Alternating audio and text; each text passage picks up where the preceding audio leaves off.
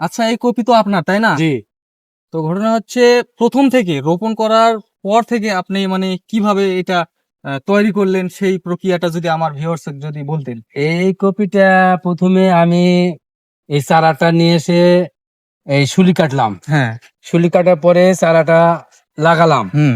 লাগানোর পরে বেশ কয়েকদিন পরেই হুম। এই ঘাস মেরে দিলাম।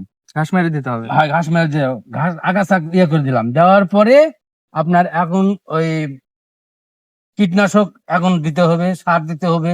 মানে কপিটা লাগানোর পর বান্দা তো দেওয়া লাগে নাকি? বান্দা দিতে হবে। এই যে ড্রেন করেছি বান্দা অন্তপক্ষে এটা ওটা লাগবে 3টা বান্ধন, হুম। আর এটা 2টা। মানে প্রথম বান্ধন কয়দিন পর লাগবে সেটা প্রথম যদি বলতেন। বান্ধন আমরা এই কপিটা এখন মনে করেন এটা বর্ষালি কপি, বুঝছেন? হ্যাঁ। এই বর্ষার সময় আমাকে পিলি করেই লাগাতে হবে। হুম। তারপরে পিলির পরে আর একটা বান্ধন দিলেন, দিতে হবে। দেওয়ার পরে আর একটা বান্ধন ওই কপির জন্য একটু বেশি বান্ধন দেওয়া লাগে। আচ্ছা, আমরা যে সেচ দেব, জি। কপিটা বান্ধার পর যে সেচ দেব, সেই সেচ দেওয়ার সময় যে সার প্রয়োগ করতে হয়, কি জি। কি সার দেওয়া লাগে? সার দেওয়া লাগবে এগুলাতে বাবা। সার প্রথম দেওয়া লাগবে একটা ডিএপি হুম। আর ইউরিয়া। হুম।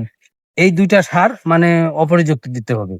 বিঘাকে কি পরিমাণ দিতে হবে? বিঘাকে ধরো জি নিম্ন তো 2 ব্যাগ লাগবে আপনার ডিএপি। ডিএপি। হ্যাঁ, আর 1.5 ব্যাগ লাগবে আপনার ইউরিয়া। ইউরিয়া। ইউরিয়া আর পটাশ লাগে না? পটাশ কম লাগবে। তারপর ওই ধরেন পরিমাণ? পার বিঘাকে 25 কেজি দিলেই হবে। 25 কেজি দিলে হবে। 25 কেজি। তারপরে যেগুলো মানে পোকা দমনকারী যে কীটনাশক, সেগুলো দিতে হবে। পোকা দমন যেটা করবেন সেটা দিতে হবে। হ্যাঁ। আর সবচাইতে এই কপিটার হলো পোকাই হলো মেন, হুম। এটাই দমন করতে হবে। আর এর বীজটা দিতে হবে আপনার এই মাগরিবের টাইম দিকে। মাগরিবের টাইম।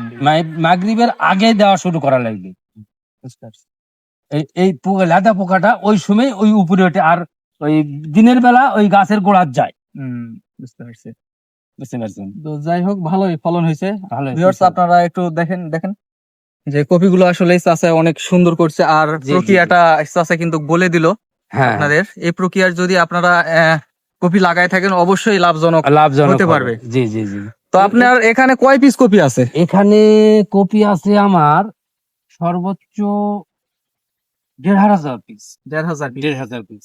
1,500 পিস। খরচ কত করছেন এই মাটিতে? খরচ বারো এই খরচ হয়েছে আমার বেটা ধরো যে ওই কীটনাশকের চাকরি করে ওই পটনিতলা থানা। হ্যাঁ। উনি সব হিসাব করে থুইছে। হ্যাঁ। আমাকে বললো যে আমি বলছি বাবারে কতখানি খরচ হয়েছে। আব্বারও 1 সপ্তাহের আগেই কথাটা আমাকে বলেছে। বলছে বাবা এই খরচ 10,000 আপ হয়ে গেছে। 10,000 আপ হয়েছে। হ্যাঁ, হয়ে গেছে। তো মোটামুটি কি রকম মানে আসতে পারে এই কপি বিক্রয় করে? বারো গত বছর আমি ওই ফেলিত লাগাইছিলাম 7 কাঠাতে। ওই 7 কাঠাতে আমার গত বছর আসছে 35,000 টাকা। আর এবারেও মনে করেন যে 7 কাঠার মতো লাগানো পড়েছে। এইবারে এখন আল্লাহ কি দিবে আগামী কালকে থেকে মনে করেন যে শুরু করব। হ্যাঁ, হ্যাঁ। যদিও গড় হিসাব যদিও 30 করেও ধরা হয়, তারপরেও কিন্তু 35 থেকে 40,000 আসে। আসে। তার মানে 12,000 যদি খরচ হয়, তারপরেও কিন্তু প্রফিট হ্যাঁ, ভালো থাকে। ভালো থাকে।